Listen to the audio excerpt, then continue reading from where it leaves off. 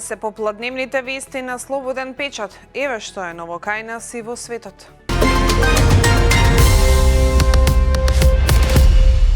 Повеќе од 5 месеци по прелиминарниот извештај на домашната експертска комисија која утврди непотребно извршени операции или непотребно упатување на операции на срце во 10 од 19 анализирани случаи, се уште не се знае ниту кои болници се засегнати, ниту кои доктори биле инволвирани.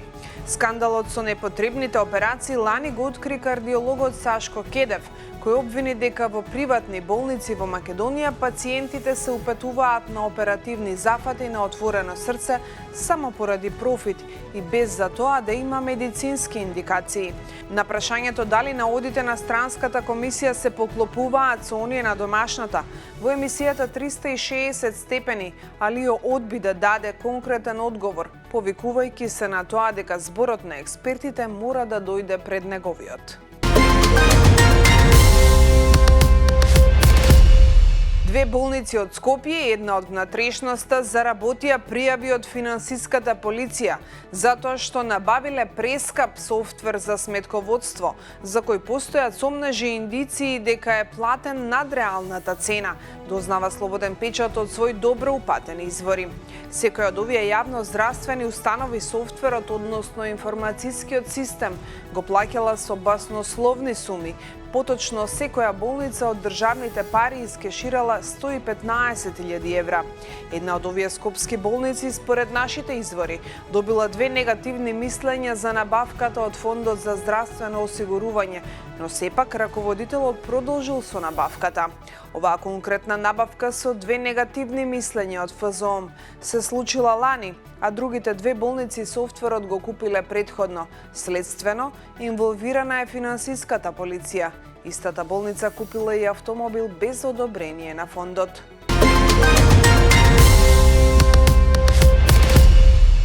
Тројца доктори вратиле 1,5 милиони динари, односно 25.000 евра во буџетот на јавните здравствени установи каде што работат, затоа што парите им биле неправилно пресметани на платата, односно сумите им биле надплатени, информираше денеска директорот на Фондот за здравство Сашо Клековски. Тој не ги откри докторите ниту јавните здравствени установи кај кои што биле констатирани ваквите неправилности. Но докторот за кој премиерот Христијан Мицкоски зборуваше дека работи со еликсир, односно заработил 12.000 евра за еден месец, не е меѓу тие што ќе враќаат пари. Слободен печат дознава дека тој 12.000 евра ги заработил со дополнителна дејност со оглед на тоа што работи исклучително дефицитарна гранка во македонското здравство.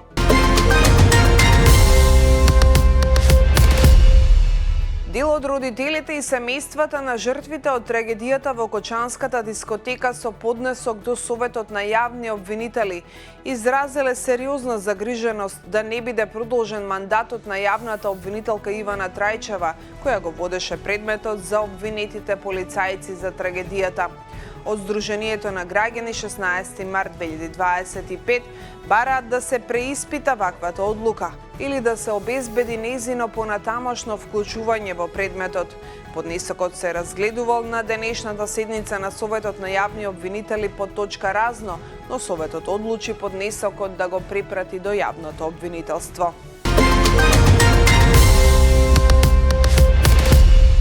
Директорот на транспортната заедница Матеј Законшек уверува дека се работи на решение за времетраењето на престојот на професионалните возачи во Шенген зоната, зашто вели дека во Брисел се одржуваат редовни состаноци, процес во кој олеснуваче транспортната заедница. Законшек денеска пред Собраниската комисија за европски прашања ги презентираше клучните наоди од годинешните извештаи за 2025 година на меѓународната транспортна заедница.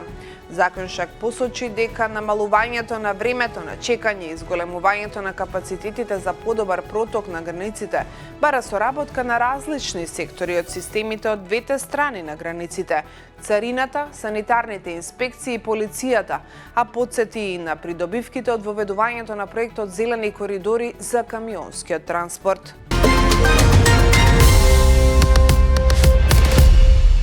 Во Србија демонстрантите, новинарите и организациите на граѓанското општество се соочија со заплашување, вознемирување и со незаконски надзор од властите, кои се обидуваат да го смират широкото распространето незадоволство, се навидува во извештајот на Amnesty International за состојбата со човековите права во светот, кој беше објавен денеска. Извештајот на Amnesty International открива дека српската полиција без основа привела стотици демонстранти, при што дел биле физички малтретирани, а некои од нив добивале и закани дека ќе бидат силувани и убиени.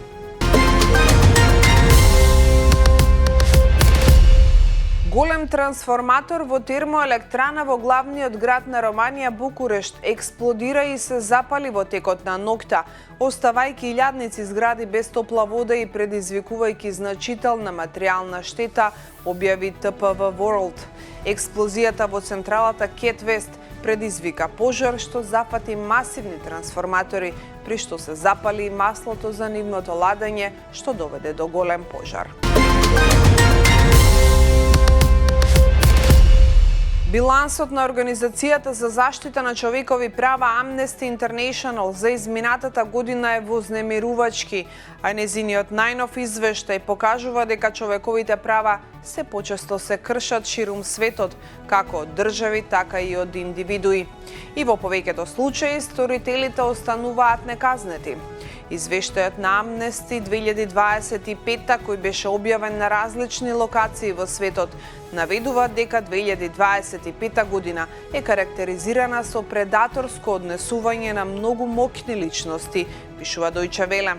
Моментално најзагрижувачко прашање е војната во Иран, а Amnesty International документирала кршење на човековите права во околу 140 земји. Извештајот притоа осудува политички лидери кои доминираа на насловните страници низ целиот свет. Европската Унија се очекува утре да донесе клучни одлуки за доделување финансиски пакет од висина од 90 милиарди евра за Украина, наменет за поддршка на Киев во периодот од 2026 до 2027 година. Оваа информација ја потврди високата представничка на ЕУ за надворешни работи и безбедносна политика Каја Калас по пристигнувањето на состанокот на Советот за надворешни работи што се одржува во Луксембург, објави Reuters. Овој значаен финансиски пробив беше овозможен откако владата во заменување на унгарскиот премиер Виктор Орбан се согласи да ги деблокира европските фондови. Со ова заврши долго очекуваната неизвестност што го попречуваше долгорочното планирање на економската и воена помош од Брисел. Ова беше се во денешното издание на Попладневните вести. Останете во добро здравје, уште подобро расположение, утре се гледаме повторно. Пријатно.